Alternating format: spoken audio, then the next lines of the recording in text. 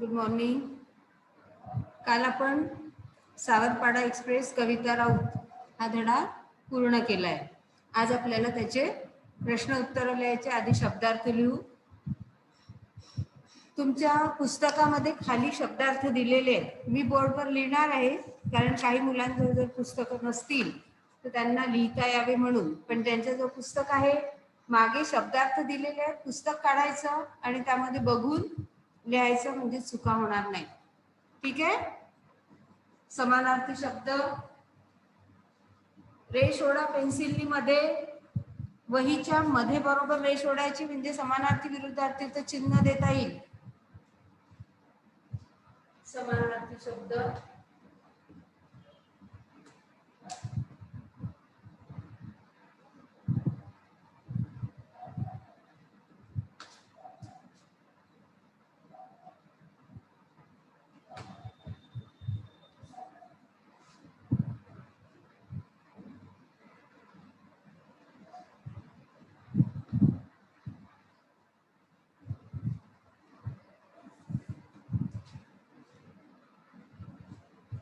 दुर्गम.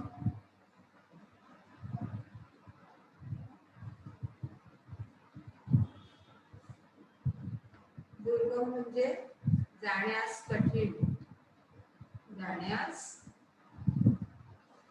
कठीण.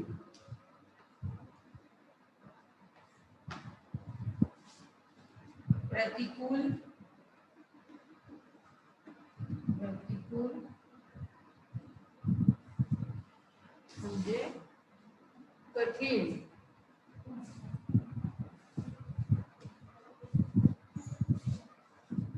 पाडा.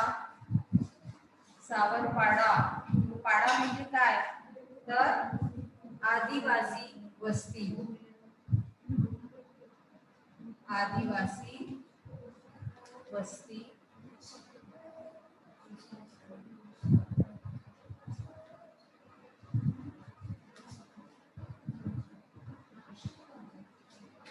अनवाणी.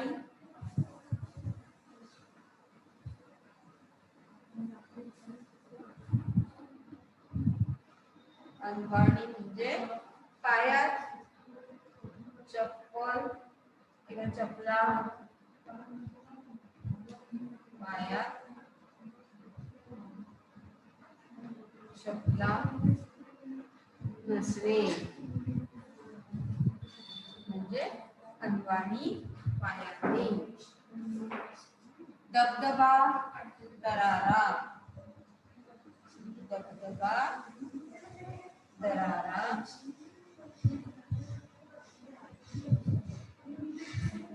दिलासा, धीर.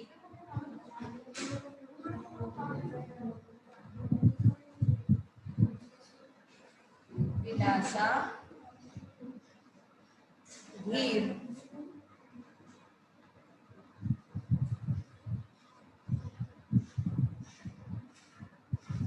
कणखर, काटक. कणखर, काटक.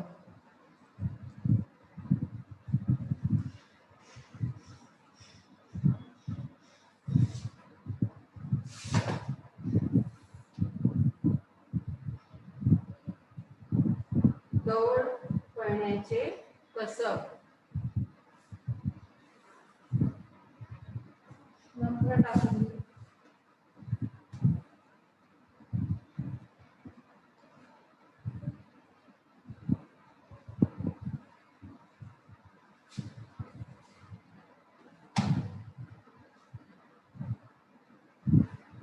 दौड पळण्याचे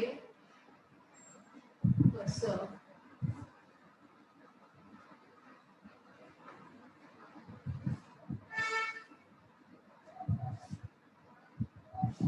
फैलावणे, पसरणे.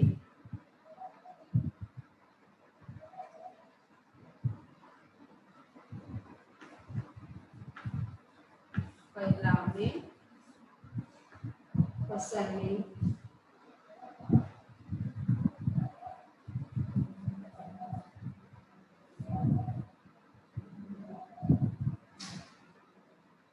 दाम्पत्य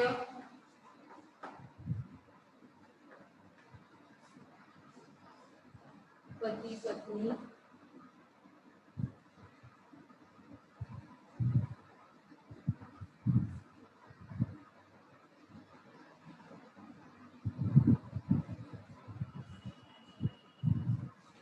दाम्पत्य पती पत्नी प्रचिती अनुभव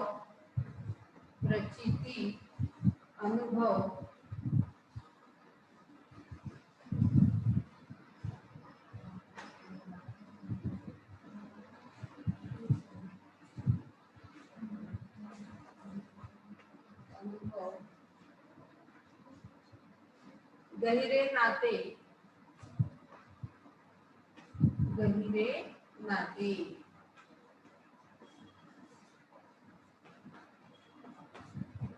म्हणजे घट्ट नाते.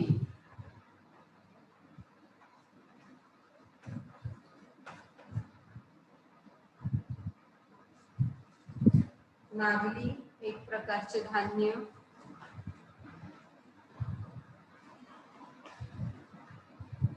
नागली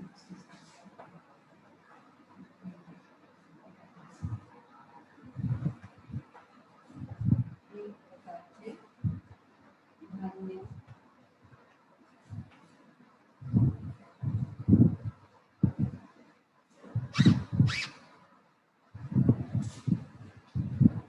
कसूर चूक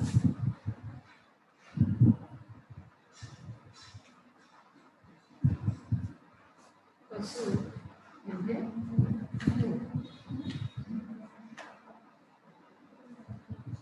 लिहा.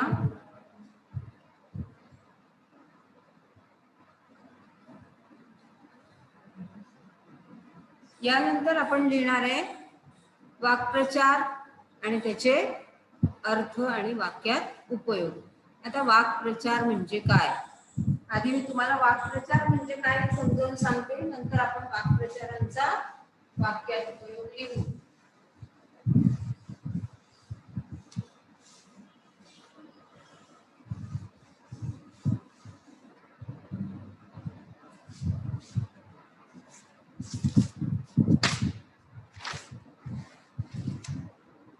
बघा आता वाक्प्रचार म्हणजे काय. चौथ्या वर्गापासून आपण वाक्प्रचारांचा वाक्यात उपयोग करतो, पण तुम्हाला कदाचित माहिती नसेल की वाक्प्रचार कशाला म्हणतात. शब्दाचा पण वाक्यात उपयोग करतो, वाक्प्रचारांचा पण करतो. आता आपण शिकणार आहे की वाक्प्रचार म्हणजे काय, मग आपल्याला वाक्यात उपयोग करणं सोपं जाईल. वाक्प्रचार म्हणजे काय.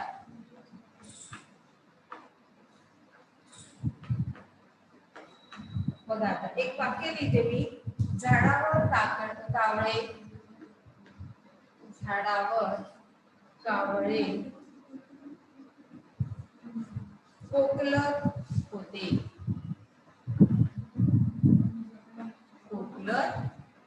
हे एक वाक्य आहे. आता दुसरं वाक्य आहे दुपारी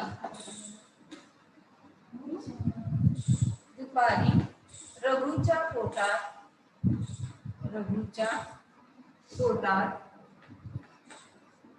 कावळे कोकलत होते.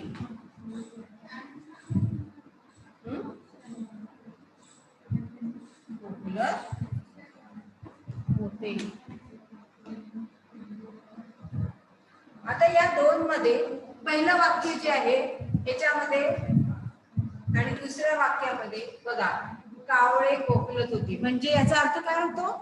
झाडावर कावळे ओरडत होते. कोकलत होते म्हणजे ओरडत होते.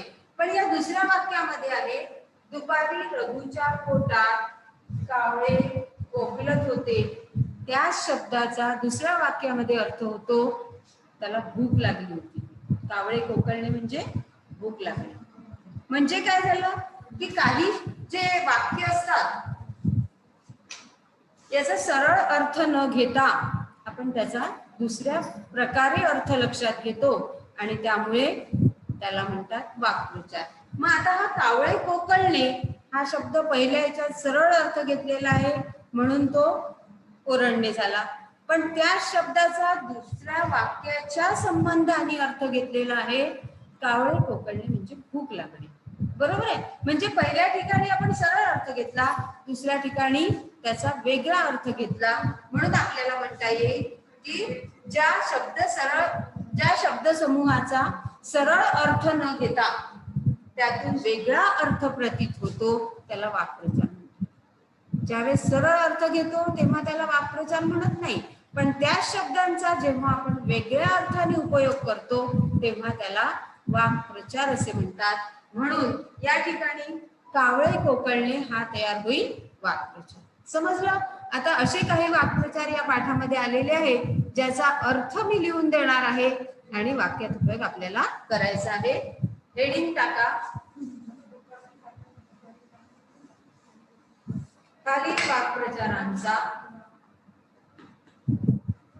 खालील वाक्प्रचारांचा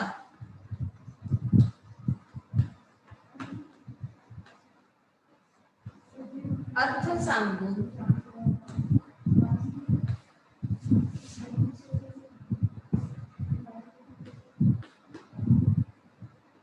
वाक्यात उपयोग करा. वाक्यात उपयोग करताना आपल्याला पुस्तकात पण ते वाक्य सापडणार आहे किंवा मनाने पण आपण करू शकतो. उपयोग करा. एक वाक्यात उपयोग, एक वाक्प्रचार मी पहिला लिहून देते. लिहा. दिलासा मिळणे. दिलासा मिळणे याचा अर्थ काय होतो? अर्थ होतो धीर मिळणे. दिलासा मिळणे म्हणजे धीर मिळणे.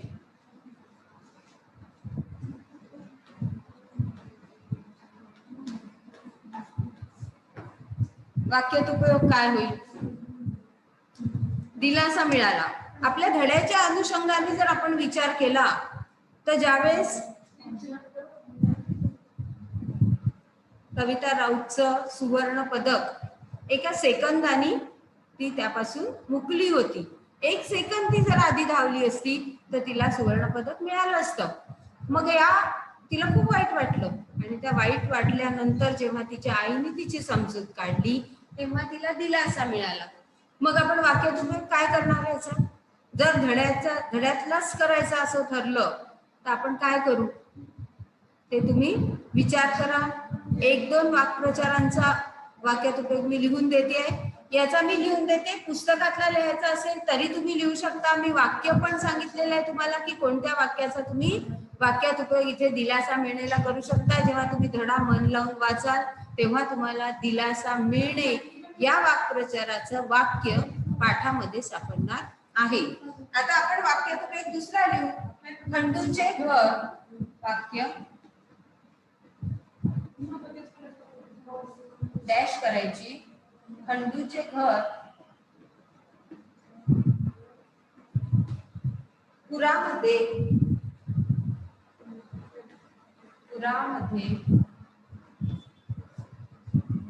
वाहून गेले.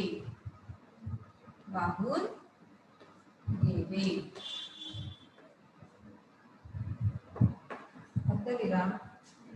पण गावकऱ्यांनी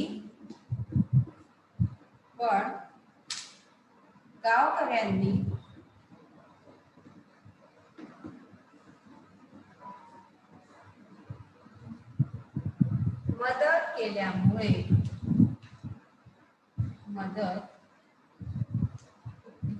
केल्यामुळे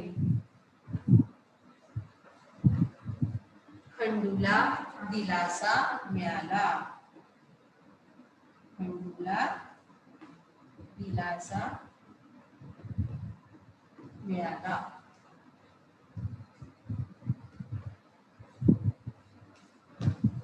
झाला. पहिला वाक्यात उपयोग झाला.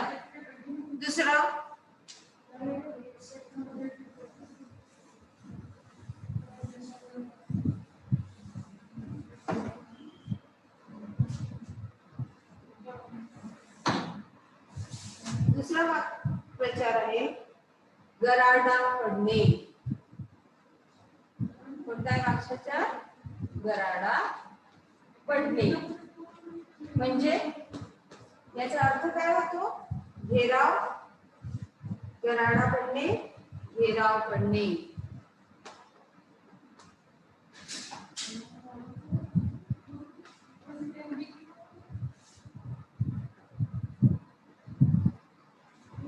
आता पाठातलं वाक्य करायचं असेल तर कसं कराल?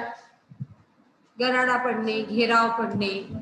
ज्यावेळेस कविता राऊत राष्ट्रीय स्पर्धा जिंकून आली त्यावेळेस सावरपाड्यातील लोकांचा तिच्या भोवती गराडा पडला.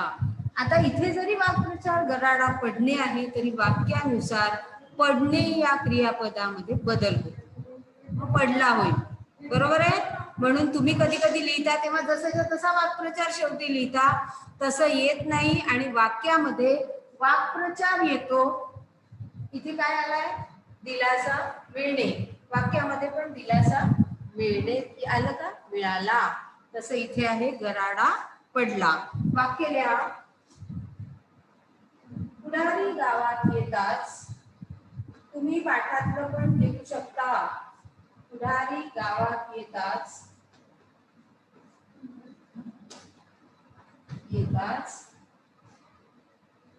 त्यांच्या भोवती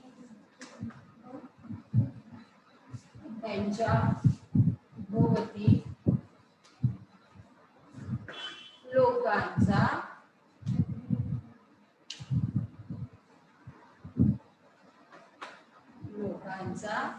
गराडा पडला.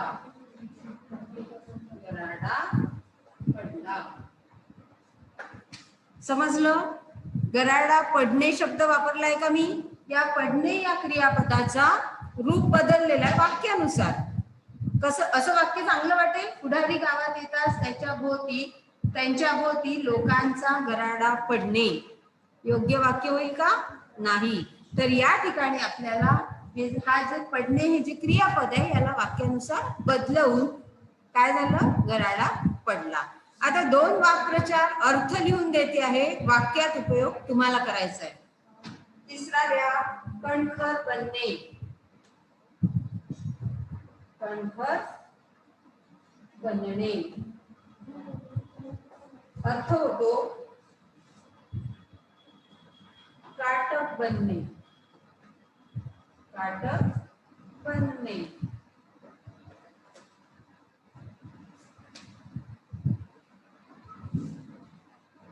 एक वाक्प्रचार आणि अर्थ अजून देते आहे. ओढाताण होणे.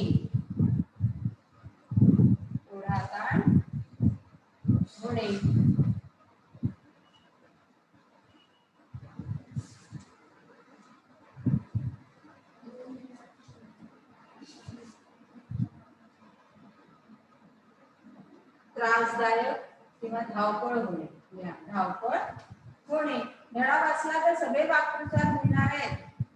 धावपळ होणे.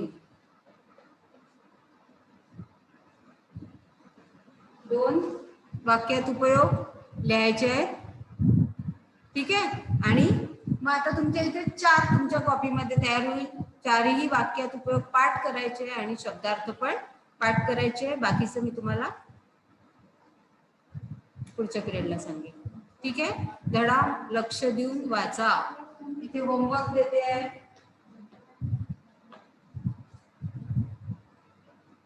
वाक्यात उपयोग करा.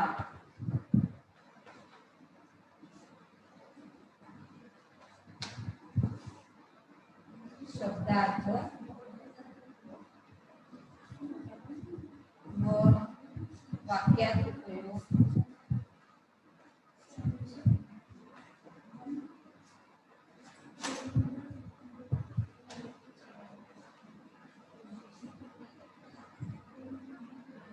पाठ करा.